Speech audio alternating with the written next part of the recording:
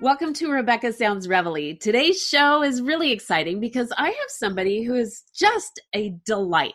She is internationally renowned. I've got to tell you, she is in the entertainment field and she's going to entertain you today. She has a background in singing, songwriting. Well, she's been a model, a radio show host, oh my gosh. She has done things from writing columns to also teaching. She plays instruments, and I'm going to let her tell you which ones, but she comes from a long lineage of, well, musical talent, and she will also share that with you. I've been quite impressed with the things that she's shared with me because not only does she have talent in music, but in personality and intellect. And I want her to share so much of her inner spirit with you because she's going to share the things that are going to help you kind of develop some things of inspiration that will move you in a way that you might not have had that spirit helped before. And she does that in a way that I even haven't been moved like this before. So with me, Monday, Michiru, welcome to the show. Thank you so much, Rebecca. Wow. I am really excited. I've got to tell you, because you have moved me. And the first time that I talked with you, not too very long ago, we had quite an awesome conversation. And not only did we have it one-on-one, but then we ended up having a lot of people on the conversation, and it was a lot of fun. But our initial conversation really inspired me because it was really, not only did you embrace me as a person, but you just ended up bringing out a lot because of the things that you had just in your inner spirit. And one of the things that you shared was your history, and it was your family traditions, and not just how genetically made you were in the artistic abilities that you had, but just traditionally in family traditions that you had that many of us don't have anymore because of just how fast-paced we are. It was really very inspiring. Can you tell me a little bit just about your family traditions now? And then I want to talk to you more about all of the things that you're doing. Okay. I guess when you're saying tradition, you're talking about the fact that I come from, my parents are jazz musicians, and I got into music, and I now have a son who's in college studying music. So we're a 3-generation musical family. Yeah, so that's basically it. You do, but you're all really tight knit though. You have a really tight knit family. Yeah, well, like any other family, I think, not like specifically super tight knit or anything like that. But that's sort of like our language that we speak with each other. Yes. Music can be a language, and it's definitely a form of communication. So we have an added layer of communication amongst us, definitely. You do. And communication is really very important. And oftentimes we don't do that anymore because of how fast-paced our society is. And the language that you guys do speak is so important because it takes a lot of patience to have the skill set that you do. And I know that you have played with your mother as well. I've played with my mother, my stepfather, and my father. So I can't wait for my son to get to a level that we can sort of start integrating him with some of our performances and recordings. That would be fun. Yes, and you are internationally known. You've had a #1 hit, You Make Me, in Japan. Tell me a little bit about your #1 hit. Oh, well, this is an album. Well, it's a song that was in an album that came out in 1998. The name of the album was Double Image, and that was the single that came out of it. And funny enough, when I recorded the entire album, I didn't have that song in there.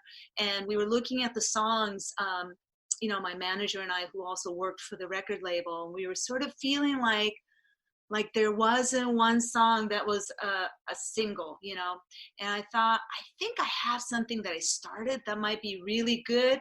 Can you pull a little more budget for me? And he finagled a little bit more from the record label, and I recorded it, and I just had a feeling in my gut that this was going to be the one, and that has probably made me more known than any of the other songs that I'd released to date, probably in Japan anyway.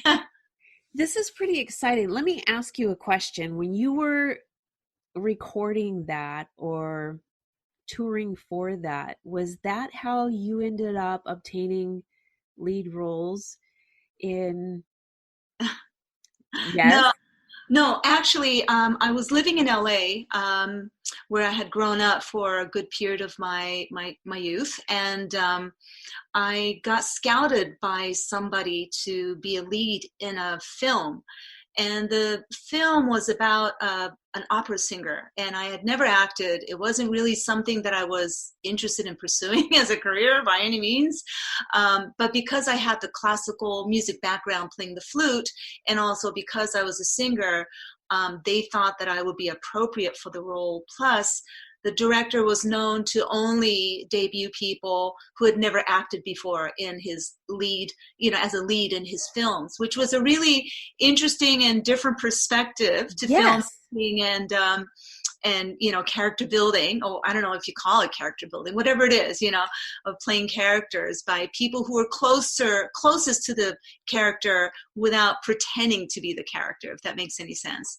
So that was the way he approached his filmmaking and his actors and actresses. So I got chosen for it, and that's how I sort of started my career in Japan. And it garnered me a Best New Actress award, which is really great. But it sort of put me in the spot because I wasn't a trained actress. It wasn't something that was in the cards in my mind.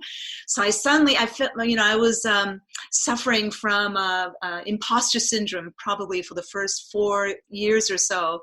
No. Yeah, living in Japan, I was thinking, wow, this isn't where my talent is, you guys, But fortunately, the management company I was with, which was also one of the producers for the film, happened to also have a recording division. So I just sort of kept, saying, hey, how about music? How about if you use me as a musician? How about if I write music for you? So I just kept needling them until they, gave me a crack at it. I can't say that the first album I did was a great success. It wasn't, but I think they saw that I was really passionate about it, and I actually did have something. And I just kept knocking on doors, with different producers, different DJs, different artists, and saying, "Hey, let's do something together." And eventually, got my way in there. So that is something I really want to share with the audience. And that's what has been very inspirational for me about you, that you really don't find too often. And that is that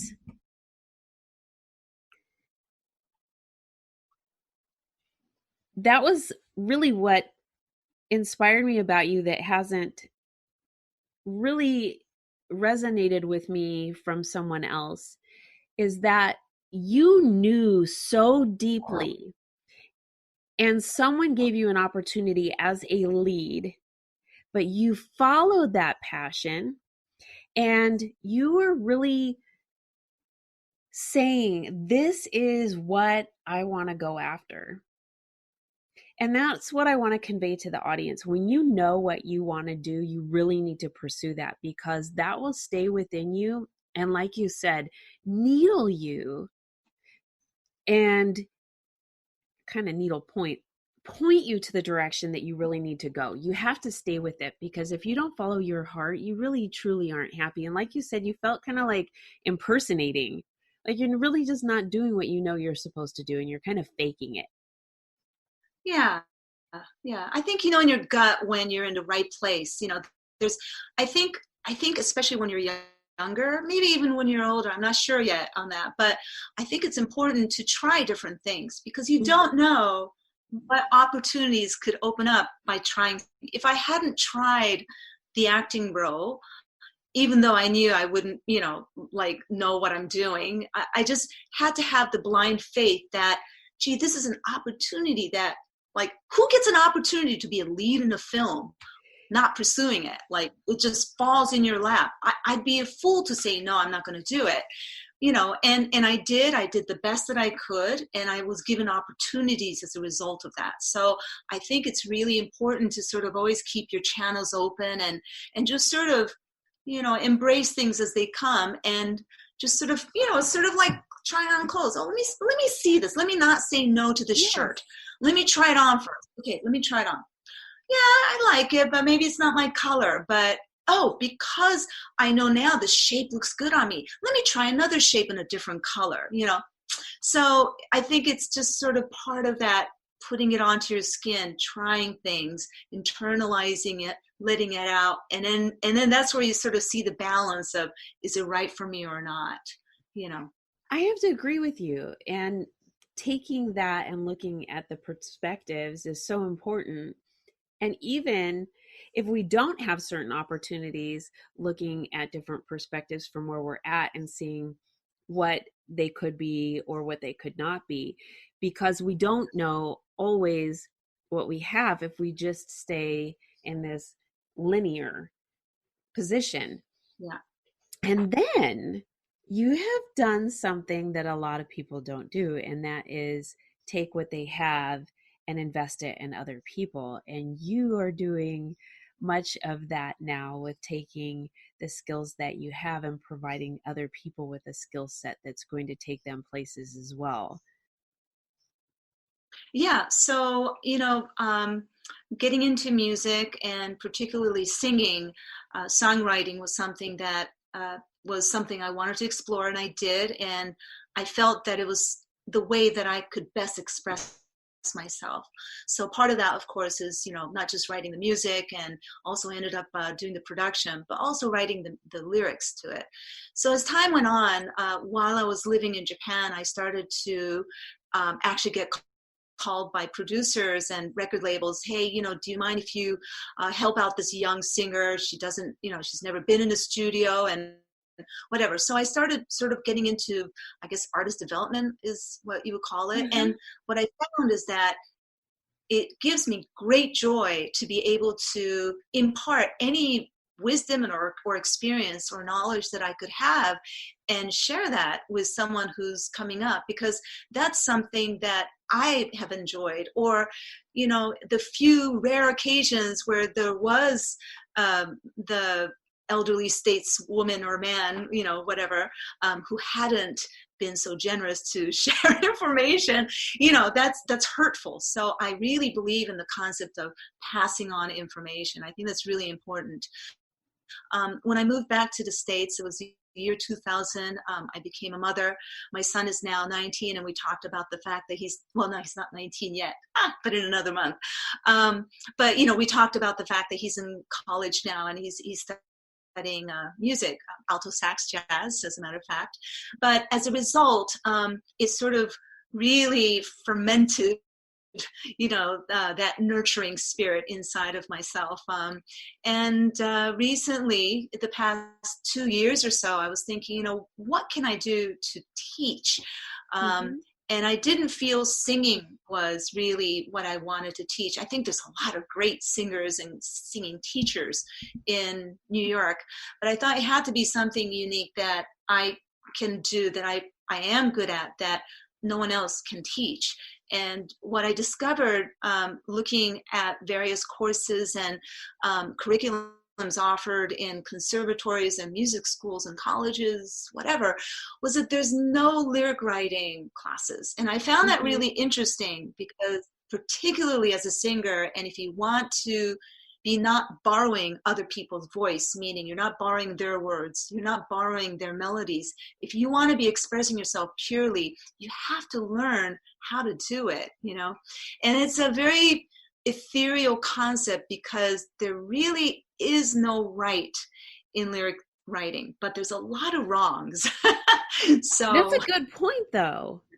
That is a really good point, because there is so much creativity that goes into lyricism, and there's also a definite line between that and poetry.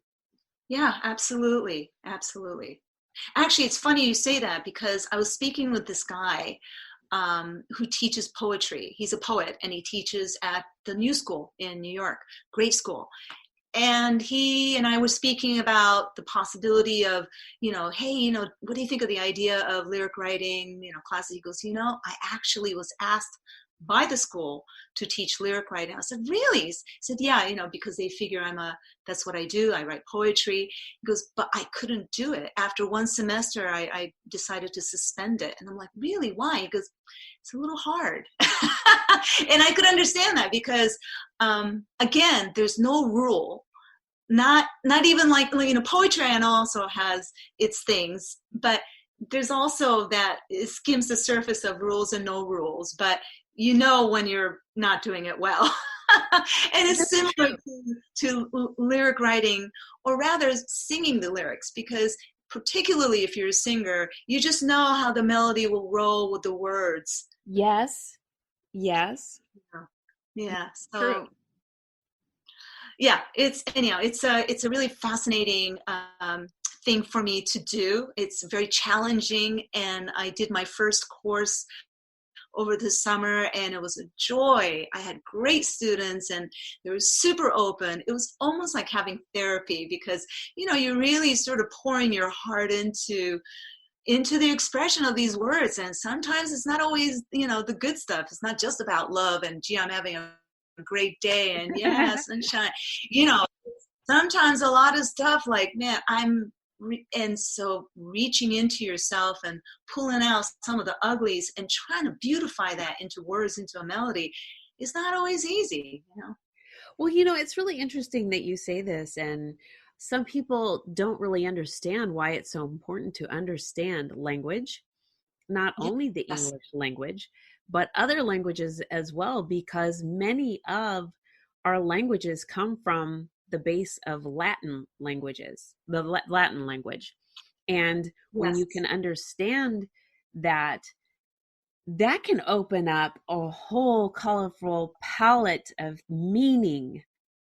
And it can, yes, and it can really create expression in different ways. And so I am going to venture to say, with what you do and the amount of things that you can convey within the classroom, is going to bring about even more creativity for you, because as you're trying to share and teach, that is going to open up a whole new thing for you as an instructor, as a professor.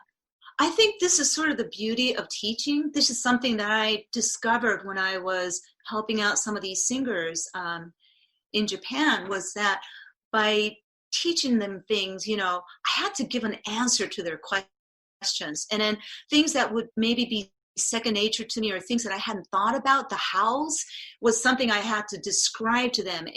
And in the description, I had to really sort of look into the inner workings of something. And this is the case that I'm finding with lyric writing, and again, because it's so hard to grasp certain things, it's hard to teach that. And particularly the last summer session, and it looks like with the class that's coming up, that most of the people who are interested to learn from me right now are Japanese, because I'm probably best known in Japan more than anywhere else. And the one thing that Japanese singers who are living in New York, because that's where I'm based, are struggling with is the idea of writing lyrics in English.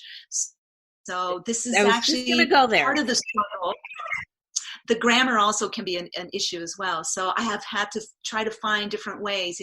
I've been thinking about this, and so I've got a little angle that I'm going to come into the first class with and see how it goes. And I was just going to ask about the lyrics, Japanese lyrics, and how that equates. Right. Well, I don't write Japanese lyrics. I'm just going to be frank. I speak very good Japanese. Mm-hmm. Like I'm perfectly natural at it, but it's not really sort of my native tongue in my heart.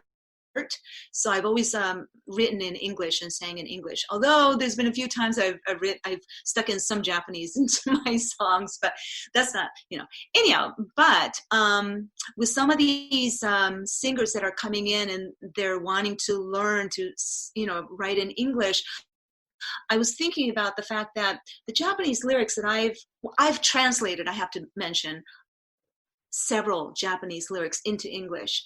And the one thing that I notice about Japanese lyrics is that they have this beautiful ability to paint a landscape in your mind with their words. It's a real, amazing ability that they have.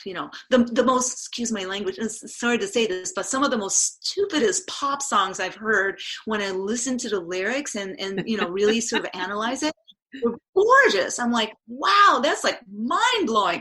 How about if we up the music? No, anyhow, but now I'm being mean. But anyhow, but the lyrics are really sort of outstanding. So I realized that this next class, I'm probably going to have to go about it of, let's translate something you've written in Japanese and let's try and bring that, into English. So that's one of the exercises I thought I would use this time around. This is really exciting. You have a lot of really wonderful things that are on the horizon. And what do you think are the most profound things that you have acquired that are gifts that you can provide to your students?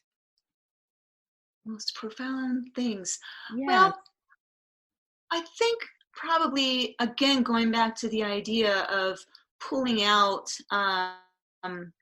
what's inside of you. I think some people might have a block for writing. The last series of classes I did, there were a few students who had a block, and they just didn't know how to break through the block, through that wall. So, as I'd mentioned before about the fact that it felt like a therapy sometimes, I think it really is just the idea of, for example, if we're feeling depressed or if we're feeling down about something, sometimes it's better to distract ourselves with something else so we don't go down that rabbit hole of, total darkness, Yes. and stuff like that. And I was talking to one student in particular who was like, two of them actually were like, I don't want to explore those feelings because it'll really get me down. And I'm like, you have to sort of open yourself into there. And even though it might hurt, and just write it all down and then try to find just a beauty in it. What is it that you can learn from this? What is it that you can maybe express to somebody, that you can maybe share wisdom or philosophy or something that you hadn't thought about? How are you going to get yourself from this dark place into a lighter place? What is the poetry that you can find in here? And it's not easy, but it was interesting. After you have a good cry session, sometimes the most beautiful things can come out. Well, this is true. Let's talk about your music for a minute. What do you think was the most inspirational pieces that you would say come to mind? Listen, every writer, whether they're poets or novelists or any kind of creator, everything they create, they think, oh, this is the best thing I've ever done, or this is, whatever it is they feel. But it's almost like your children. It's a part of you. So it's really hard to play favorites. I just want to say that before I go into, but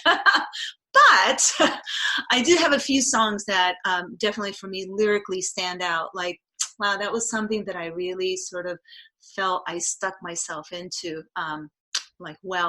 And probably one of them is, and I'm known for it in the house music world, with, like in the dance music house. It sort of hit like around in 2001 or so, this remix that was done of it, and it's called Star Suite. And I was very pregnant at the time that I wrote it.